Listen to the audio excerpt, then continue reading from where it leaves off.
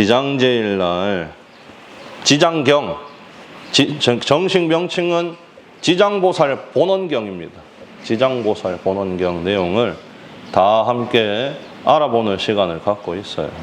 생각보다 이 지장신앙이라고 하는 것은 역사가 굉장히 오래되었고 지금까지도 기도하는 분들이 굉장히 많아. 근데 저도 여기까지 벌써 지장제일날 몇 차례 지장경에 관한 말씀을 드렸습니다만 대강 이제 지장보살님과 관련된 기도, 신앙의 어떤 핵심을 알 것 같아. 핵심을 안다는 건 뭐 대단한 걸 깨달았다는 게 아니고 뭐가 중요한지를 알 것 같다 이 얘기예요. 지장보살님과 관련된 기도에서 제일 중요한 개념은 뭐냐면 인과응보입니다. 인과응보. 인과응보. 인과응보에 대한 생각이 강해야만 지장기도를 할 수가 있어요. 네. 관음기도는 자비에 맞춰져 있는 것 같고 지장기도는 그 과보에 맞춰져 있는 것 같습니다. 네. 그래서 오늘 말씀드릴 내용도 지장경에서 가장 직접적으로 과보에 대해서 이야기하는 내용을 담고 있습니다. 이전까지의 내용도 사실 과보에 관련된 그런 이야기들이었어요. 그 지장보살님 이제 전생 얘기가 나오고 지장보살님 맨 처음에 도대체 수행을 어떻게 시작했느냐 뭐 이런 얘기를 했는데 그것도 과보에 관련된 얘기였단 말입니다. 어머니가 돌아가셨는데 지옥에 들어가가지고 그거 건져주는 얘기가 두 번이나 나옵니다. 그런 걸 보면 이 지장경의 어떤 특징을 알 수 있는 거죠. 과보. 그리고 이 과보에서 어떻게 벗어날 것인가. 가만히 보면 사람들이 부처님 말씀에 대해서 배울 때 뭐 어마무시한 건 찾는단 말이에요. 예를 들면 뭐 금강경, 그죠? 그냥 공사상이다. 뭐 이것도 없고 저것도 없고 무주상 보시가 나오고, 예? 응무소주 이생기심 뭐 이런 말이 나오고 이런 부처님 말씀을 좋아하다 보니까 생각보다 이 지장경에 나오는 말씀은 그냥 적당히 치부하고 넘어가는 경향이 있어요. 왜냐하면 별로 어렵지도 않고 뭐 옛날 동화 얘기하는 것 같고 그렇거든. 근데 실제로 우리에게 있어서 필요한 가르침은 사실 금강경의 가르침이라기보다는 금강경의 가르침도 좋은데 우리 수준이 못 따라갑니다. 대체로 우리 수준에 맞는 건 오히려 지장경이에요. 인과응보, 과보에 대한 이야기. 수행을 하면서 그러니까 불교 신자라고 하면 부처님 자식이라고 하면 다 수행하는 사람들이잖아. 그죠? 나도 그렇고 여러분도 부처님 자식이니까 수행하는 사람들이지. 뭐 맨날 수행하시잖아. 그죠? 예? 하세요. 수행은 각자의 영역이야. 스님이나 부처님이나 스님은 선생님이에요. 수행을 어떻게 할 것인가 알려주는 것이지 수행하는 건 여러분이 하셔야 되는 거예요. 집에서 하시든 절에서 하시든 뭐 직장에서 하시든 어떻게든 해야 돼. 아무튼 그게 중요한 게 아니고 수행을 해야 되는 것이 불자의 의무인데 우리가 하는 일인데 수행을 하는 데 있어서 제일 문제가 되는 걸 느낄 때가 뭐냐? 뭐가 문제일 것 같습니까? 수행을 해야겠다고 마음을 먹고 수행을 하는데 뭐 때문에 잘 안 되거나 뭐가 제일 힘들거나 이래요? 안 해봐서 잘 모르겠어요. 뭐 100일 기도는 한 번씩들 다 해보셨잖아. 그것도 안 해보셨나? 기도할 때 꼭 무슨 일이 생기느냐? 기도 못하게 만드는 일이 생겨. 절에 좀 마음 먹고 다녀보려고 하면 절에 못 다니게 한단 말이에요. 별별 일이 다 생기고 직장 일이 생기든 집안 일이 생기든 내 개인 일이 생기든 절에 못 다녀. 이걸 싸잡아가지고 한 단어로 뭐라고 하느냐? 업장이라고 합니다. 업장이 크면 큰 사람일수록 수행하기 힘들어요. 절에 오기가 힘들고 부처님 말씀 만나기가 힘들고 기도하기가 힘들어. 그렇게 세상이 나를 놔두지 않습니다. 그러면 이렇게 생각을 해야지. 뭐 때문에 내가 기도도 하고 싶고 공부도 하고 싶고 성불의 길을 걷고 싶은데 왜 이렇게 세상이 안 도와주노? 이런 생각을 좀 해야 되거든. 근데 세상이 안 도와주는 게 아니고 자기 잘못이에요. 내 업장이야. 내가 그동안 수행과는 거리가 먼 인생을 살아왔기 때문에 그것들이 이제 와서 내 발목을 잡는 것입니다. 과거 전생부터 그랬든 금생부터 그랬든 여하튼지 그래. 결국에는 정진을 하려면, 수행 정진을 하려면 결국에 이런 답으로 귀결될 수밖에 없어요. 중생은 뭐부터 지금 당장 해결해야겠느냐? 뭐부터? 업장부터 해결해야 돼. 그게 해결이 안 나면 절에 올 수가 없는데, 공부하려는 시간이 안 나는데 업장부터 해결을 해야 된다. 실제로 그런 선생님들 많이 봤어요. 코로나 때 기억납니까?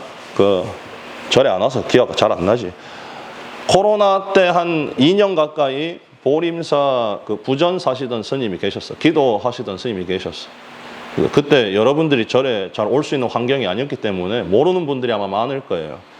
그 스님이 보림사 불자 여러분들이 얼마나 지독한 사람들이냐. 연부를 앵간치 안 하면 성에 안 차요. 그래가지고 맨날 찾아와서 본인들끼리 그냥 아이고 연불이 왜 이래 하고 말면 될 걸 꼭 내를 찾아와가지고 스님 연불이 이상해요 하고 내보고 오해해달라고. 내가 뭐 스님들 연불을 가르쳐가지고 뭐 다시 할까? 안 되는 일이야. 하여튼 그 스님도 뭐 기도를 썩 성실하기는 하셨는데 연불하고는 뭐 인연이 있는 사람이 아니었어. 왜 그런지를 보니까 그 스님이 그 전까지는 선빵 참선만 하시던 분이 참선만 했어요. 송광사 스님이었는데 참선만 하셨어. 그러니까 사람 자체는 성실하죠. 정진을 오래 했으니까. 그죠? 근데 연불은 별로 많이 해왔던 인연이 없기 때문에 뭐 썩 기도는 보림사 신도 기준에 영성이 안 차는 뭐 그랬어. 그래가 이제 그 스님하고 저는 이제 서정 스님의 대인관계 특징, 앵간하면 말을 잘 안 해요. 대화를 잘 안 해. 나는 뭐 혼자 노는 게 항상 좋은 사람이고 나 혼자 있는 게 좋은 사람. 밖에 있었으면 딱 뭐 혼자 왕따 생활하기 좋은 사람이었다. 아무튼 그래서 뭐 큰 대화는 많이 안 했는데 이제 그런 얘기를 했어요. 왜 정진하다가 그러면 왜 기도를 갑자기 하러 왔느냐. 계속 정진 안 하시고 참선 안 하시고. 그러니까 그 스님이 했던 말이 업장이었어. 정말 자신이 있었대요. 나는 깨달을 거라는 자신이 있었답니다. 그리고 그만큼 가열차게 수행 정진을 했고 근데 안 풀리더래. 정말 본인의 의사와는 반대로 일이 안 풀리더래. 공부가 내 뜻대로 안 되더래. 그래서 생각에 여러 가지 고민을 한 결과가 그거였대. 업장부터 해결을 해야 되겠다는 생각을 했대. 그래가지고 기도하러 다닌다더라. 그런 스님이 계신다니까. 근데 그 스님만 그런 게 아니었어. 나 그런 스님들 제법 많이 봤습니다. 선방에 계신다고 계속 선방만 다니시는 분만 계시는 건 아니야. 선방에 한참 계시다가 갑자기 경전 공부하러 나오시는 분도 있고 기도하러 나오시는 분도 있고 이래요. 그리고 저도 자성스님 통해서 얘기를 들었는데 자성스님이 그 선방에 오래 다녔거든. 그 같이 선방에서 정진하던 스님들 중에는 그 매일매일 절하시는 분이 있었대. 그러니까 정진 시간 아니면 법당 가서 절하는 거야. 근데 보통 참선하는 스님들은 안 그러거든요. 왜냐하면 앉아만 있어도 힘들어. 절할 정신이 없어요. 근데 절을 꼭 그렇게 했대. 그런 식으로 공부하다 보면 본인 스스로 느끼게 되는 것입니다. 본인의 업장에 대해서, 내 공부를 가로막는 것에 대해서 본인 스스로 알게 돼. 그러면 이 다음부터 이제 할 일은 정해진 것입니다. 공부를 진짜로 수행 정진을 잘 하고 싶으면 뭐부터 해야 되겠느냐? 업장부터 해결을 해야 된다. 근데 이 지장경이라고 하는 것은 정확히 그 업장을 어떻게 해결할 것인가에 대한 내용이 주된 내용이에요. 주된 내용이에요. 결론은 너무 과소평가되어 있는 경전이다 이 얘기입니다. 지장보살님 지옥에 뭐 중생 건져주는 그런 얘기 아이가? 그런 얘기는 그냥 겉표면의 얘기고요. 그 속뜻은 업장을 해결해야 아니 살림살이가 좀 나아야 절에도 오고 그럴 거 아닙니까? 사는 게 지옥인데 절에 어떻게 다닐 것이며 정진을 우회할 것이며 업장 해결해야 된다 이 얘기입니다. 그 지장경을 좀 가까이 하시는 것도 좋아요. 지장기도를 제가 이 얘기 자주 했는데 저희 속가 부치는 평생 지장기도를 하셨어. 젊었을 때 막 살았다고 나는 딴 거 하기 전에 업장부터 없애야 된다 해가 본인이 평생 모시고 다니던 어느 절에 다니든 모시고 다니는 그 조그만 부처님이 그 지장보살님 불상이었어. 그게 영감 돌아가시고 내가 모시고 와가 요 종무소 뒤에 찻방에 모셔놓은 지장보살님이 그 우리 부친 평생 모시고 다니던 지장보살님. 또 평생 지장보살님 모시고 다니면서 지장기도만 하다 돌아가셨거든. 그렇게 기도하는 분이 많단 말이에요. 지장기도를 하려면 업장에 대한 개념이 있어야 된다 이것입니다. 아시겠죠? 예. 우리에게 중요한 건 뭐 안욕따라 삼맥삼보리 위 없는 깨달음, 이건 아직 우리가 할 일이 아닙니다. 업장부터 해결, 사람답게 살아야 그 다음에 정진을 하는 것이기 때문에 업장 소멸해야 된다. 그래서 오늘 말씀드릴 지장경의 4번 연부중생 업간품이라는 소제목입니다. 이것은 뭐냐? 연부제는 우리가 사는 세상, 남선부주라고 합니다. 남선부주. 불교 세계관에서 여러 가지 중생 사는 세상이 있는데 우리 인간 세상은 남쪽에 있대, 우주에서. 그래서 불교 말로 남선부주라고 불러요. 축원할 때도 남선부주라고 하니까 들어봤을걸, 지나가는 연불로. 예. 남선부주, 이 중생 세계 중생들이 업감, 어떤 업을 받느냐, 어떻게 무슨 잘못을 해서 어떤 업을 받느냐에 대한 내용이 이 연부중생 업감품에 있는 내용입니다. 여기에 먼저 앞에는 지장보살님 전생에 어머니가 무슨 잘못을 해서 죄를 받았는가에 대한 내용이 적혀 있고, 후반부는 이제 지장보살님이 이 업장을 통해서 중생을 어떻게 제도하시느냐에 대한 얘기가 써져 있습니다. 제가 경전 내용을 간략하게 읽어드리겠습니다. 지장경에 이렇게 써져 있습니다. 미래 세상에 만일 남자나 여자 가운데 착한 일을 하지 않고 나쁜 짓을 하는 자, 인과를 믿지 않는 자, 사음하고 망어하는 자, 양설하고 악담을 하는 사람, 대승경전을 비방하는 사람, 이와 같은 악업이 많은 중생은 반드시 악도에 떨어지는 것이다. 그러나 만약 선지식을 만나서 그의 권유로 손가락 한 번 튕길 짧은 시간이라도 지장보살님께 귀의할 줄 안다면 이 모든 중생들이 곧 사막도의 과보에서 해탈함을 얻을 것이다. 지극한 마음으로 귀의하고 공경하며 예배하고 찬탄하고 향꽃, 의복, 가지가지 진귀한 보배 음식으로 이와 같이 받들어 섬기는 자는 미래 백천만억급 중에 항상 하늘에 태어나 승묘락을 받을 것이다.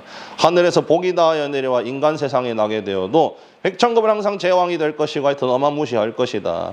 지장보살은 이와 같이 큰 위신력이 있어 널리 중생을 이롭게 하니 너희 모든 보살은 마땅히 이 경전을 보고 널리 유포하도록 하여라. 어떻습니까? 들어봤는데 어때요? 잘 들었습니다. 이거지. 그죠? 큰 감흥이 없어. 왜 그렇느냐? 여러분들이 그동안 착하게 살아서 그렇습니다. 착한 사람들이라 그래요. 그래서 별 감흥이 없어요. 정말이에요? 선생님 비꼬는 거 아닙니까? 정말이야. 이 얘기가 와닿는 사람은 누군 줄 알아요? 본인의 지난 삶에 후회가 많은 사람들이 이 얘기를 그냥 못 넘어갑니다. 내가 보니까 그렇더라고요. 본인 젊었을 적이라든지 지난 과거에 후회가 많은 사람들, 잘못을 해가지고 내가 그러니까 하고 싶은 거 못한 그런 후회가 아니고 내가 그렇게 살면 안 됐는데 하면 후회 있잖아요. 내가 그때 잘했어야 되는데 젊었을 때 철이 없어가지고 내가 남한테 피해를 주고 손해를 끼치고 내가 그랬는데 그랬으면 안 됐는데 뒤늦게 후회하는 사람들은 이 경전 내용을 아주 좋아해요. 왜냐하면 스스로도 느끼거든. 답이 없다는 걸 느낍니다. 본인의 지난 삶을 돌이켜보면 잘못을 너무 많이 해가지고 도무지 구제될 방법이 없을 것 같다는 생각이 은연중에 있어요. 내가 구제가 되겠는가? 내가 지금 정진한다고 뭐가 되겠는가? 이런 생각들이 있습니다. 두려움이 있어. 근데 이 지장경의 말씀은 그런 뒤늦게 후회하는 사람들한테 용기를 주는 내용들이 들어가 있어요. 그래서 일반 사람들한테는 크게 와닿지가 않는 것입니다. 본인의 지난 삶에 대해서 어떤 뼈저린 정말 눈물 흘리는 반성이 없는 사람들한테는 큰 대단한 내용이 아니야. 어떻게 그렇게 잘 아는데요? 나도 잘못을 많이 했다고 생각하니까. 그래 하면 안 되는데 머리 깎고 내가 정신을 빨리 차렸어야 됐는데 몸은 머리를 빨리 깎았는데 정신은 좀 뒤늦게 머리를 깎은 것 같아요. 내가 좀 지난 날을 돌이켜보니까 그래. 아직도 좀 왔다 갔다 한 번씩 해. 정신이. 아는 사람인지 잘 모르겠고. 내 같은 중생이 지금 그런 것도 있습니다. 스님은 좀 가중처벌을 받아요. 네. 여러분은 적당히 그냥 염라대왕님하고 속된 말로 좀 쇼부를 잘 보면 적당히 될 수도 있는데 스님은 그게 안 된단 말이에요. 너는 스님인데 남들하고 똑같은 기준으로 하면 되겠느냐 하면서 이제 그 외에 저 참법기도 보면 스님이 떡 2개 겨드랑이에 훔쳤다고 그게 말이 되는 내용이요. 그것 좀 훔쳤다고 그 고통을 받는다고. 근데 스님이니까 받는 거예요. 일반인 같으면 그렇게 될 이유가 없지. 스님인데 스님은 어떻게 살아갑니까? 남이 주는, 특히 신도들이 주는 시주에 의지해서 사는 거예요. 근데 이 시주물을 지 욕심으로 훔쳐? 이거는 단체 생활을 망가뜨리는 거고 다른 스님이 드실 만한 걸 못 드시게 만든 거예요. 큰 죄가 되는 것이기 때문에 가중처벌을 받는 것이죠. 그러니까 나도 스님 된 입장이니까 저도 지난 삶을 돌이켜보면 여러분들만큼 그렇게 밖에서 많은 일을 하진 않았습니다. 근데 스님인데도 불구하고 스님이다 보니까 기준이 다르잖아. 그죠? 그러니까 나도 지옥에 갈 것 같단 말이야. 이래가 되겠는가 싶은데 이 지장경 말씀을 들으면 그래도 희망이 좀 생겨요. 나도 지금 딴 거 할 게 아니고 법학경 박사학위 할 게 아니고 지금 지장보살한테 매달려야 되는구나. 이런 생각이 난단 말입니다. 아무튼 이 내용에서 중요한 것은 무엇이냐? 인과응보를 믿어라 라는 것입니다. 인과응보를. 그 젊었을 때 나쁜 짓 하고 다니는 사람이 어떤 사람은 정신을 차리고 어떤 사람은 정신을 안 차려. 그 기준 중에 하나가 인과응보에 대한 것입니다. 인과응보. 지가 잘못한 일을 깨닫고 그 잘못한 일의 결과물에 대한 두려움을 느끼는 사람은 그래도 반성이라도 할 줄 알아. 근데 그것조차 없는 사람들. 무슨 지옥이 어디가 있고 업보가 어디가 있느냐. 내가 그동안 남의 거 갈취도 하고 뺏기도 하고 해보니까 잘만 살더라. 뉴스에 나오는 놈들 보여서 남 뒤통수 치고 권력을 쥐고 뺏어가는 사람들이 잘 먹고 잘 살고 저 양민들 그래도 없이라도 남 위에서 사는 사람들이 꼭 일찍 죽어. 이게 현실인데 무슨 인과응보가 있느냐. 타령을 하는 사람들은 반성이 없는 것입니다. 마음에 반성이 없어. 인과응보를 믿는 것이 반성의 시작이고 그것이야말로 불교식으로 표현하면 업장이 녹는 시작이 되는 거예요. 그렇게 업장이 녹는 것입니다. 내가 지난 날을 돌이켜보고 이렇게 살면 안 되는데 하는 그 마음. 그런 믿음이 있어야 된다. 그래서 저 법구경에 부처님께서 이런 말씀을 하셨습니다. 악은 열매가 맺기 전까지 꿀처럼 달콤한 맛이 난다. 근데 열매가 다 익고 나면 아주 큰 고통을 받는다. 이런 얘기가 있습니다. 인과응보를 왜 못 믿느냐. 결과물이 바로바로 안 나오거든. 착한 일을 하면 착한 일에 대한 보상이 바로 안 나와요. 나쁜 짓을 해도 나쁜 짓에 대한 업보가 바로 안 나와. 그러니까 없는 줄 알아. 그렇기 때문에 어리석은 사람은 그런 일을 믿지를 않고 좋게 생각하는 거야. 남의 거 뺏어보니까 막 살아보니까 그냥 눈 감고 모르는 척 해보니까 좋은데? 이러면서. 아직 업보가 무르익지 않은 것입니다. 그래서 부처님 말씀은 인과법이라고 말하지 않고 인연법이라고 말하는 거예요. 연이 있어야 돼. 연은 조건이란 말입니다. 조건. 열매가 그냥 매달렸다고 다 따먹을 수 있는 게 아니고 시간이 무르익어야 될 거 아니에요. 조건이 다 맞아야 된다. 사과를 수확을 하든 배를 수확을 하든 조건이 맞아야 돼. 그 인연이라고 하는 것입니다. 내가 아직 연이 닿지 않았다고 해서 열매가 맺히지 않은 것이 아닌데 사람들이 그걸 모른다 이 얘기입니다. 그래서 지장보살님은 이런 중생들은 어떻게 제도하시느냐. 경전에 이렇게 나와 있습니다. 그때 사천왕이 그 자리에 있었는데 자리에서 일어나서 부처님께 말씀드렸습니다. 부처님, 지장보살님이 옛날 옛적부터 이렇게 큰 서원을 세우고 중생을 제도하는데 어떻게 지금까지도 제도를 계속하고 계시고 다시 계속 이 서원을 세우십니까? 부처님께서 잘 알려주십시오. 부처님께서 사천왕에게 말씀하셨습니다.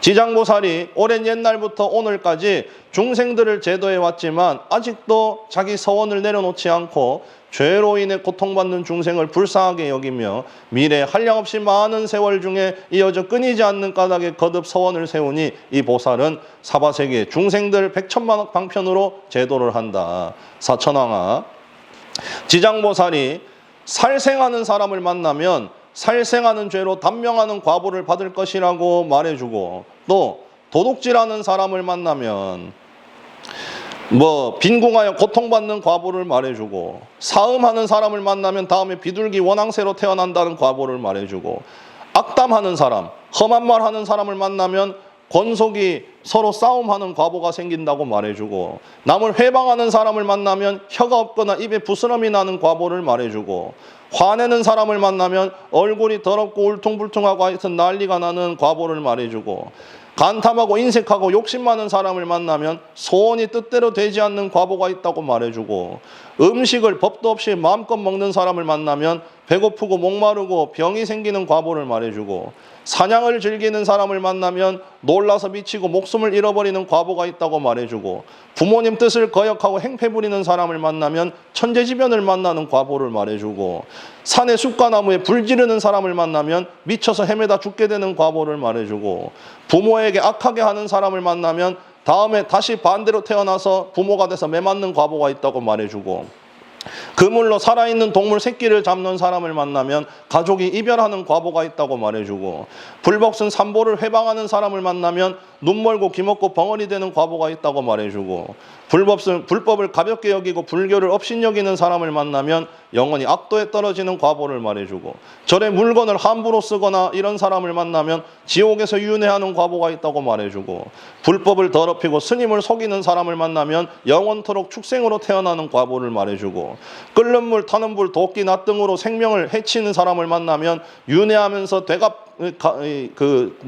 돌려받는다는 과보를 말해주고, 계율을 깨트리고 계율을 어기는 사람을 만나면 새와 짐승이 된다고 말해주고, 재물을 비리로 그러니까 훔쳐가지고 멋대로 쓰는 사람을 만나면 구하는 바가 막혀 더 이상 아무것도 생기지 않는 과보가 있다고 말해주고, 암안심, 오만방자한 사람을 만나면 미천하고 하천하게 태어나는 과보를 말해주고, 한 입으로 두 말하여 싸우게 하는 사람을 만나면 혀가 없이 태어나는 과보를 말해주고, 삿된 소견을 가진 사람을 만나면 야만인으로 태어나는 과보를 말해준다. 이렇게 중생들이 몸과 입과 뜻으로 어떤 악업의 결과를 백천가지 악업의 결과 받는 것을 보여주시면서 중생을 제도한다. 이런 얘기가 있어요.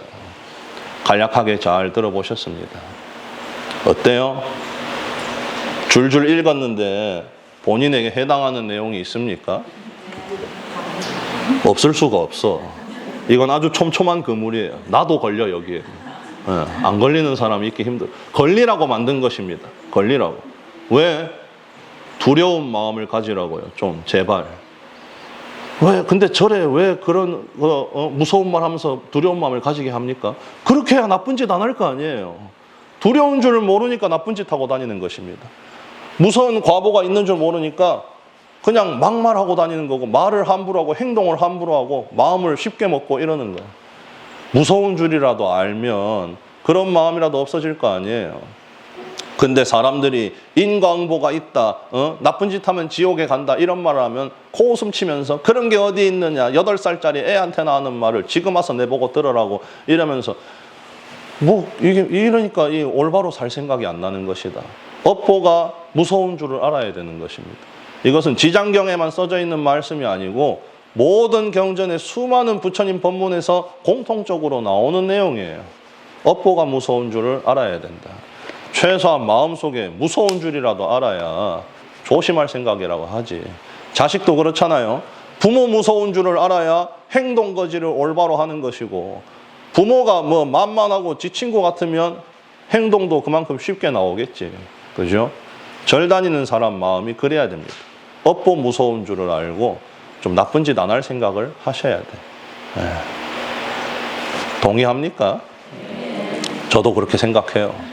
저도 이제 다음 생에 좋은 데 갈 생각은 애진작에 때려친 지 오래됐습니다.